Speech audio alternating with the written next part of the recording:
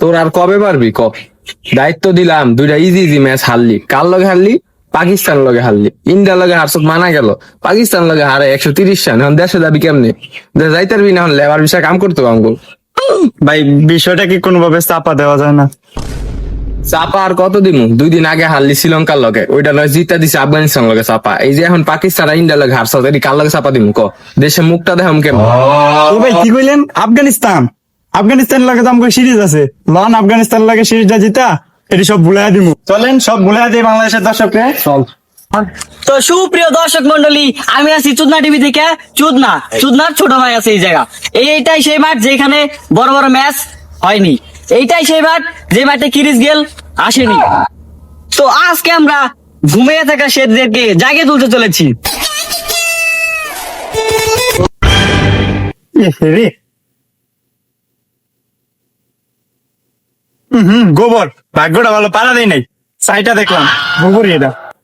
আর চুদনা দেখ, লিটন দাস আর হলো জাকির যাইতেছে। এটাই তো নাই, চালু হয় বড় লাগবে ধর। ভাই সাংবাদিক আইতাছে। বাচ্চাইলে পলা।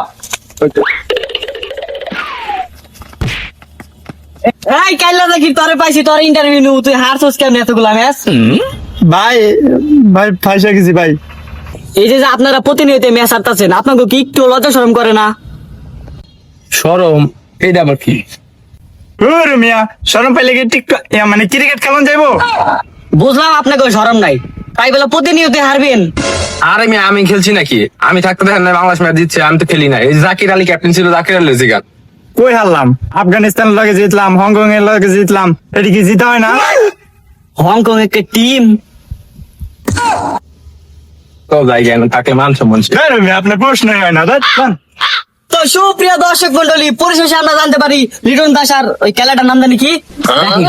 ওই কাইল্লা জাকির রে থেকে যে তাদের কোনো মান সম্মান নেই, লজ্জা শরমও নেই। তো আপনাদের কাছে একটা রিকোয়েস্ট, আপনারা খেলা থেকে বিরত থাকুন, সুস্থ থাকুন। আল্লাহ হাফিজ।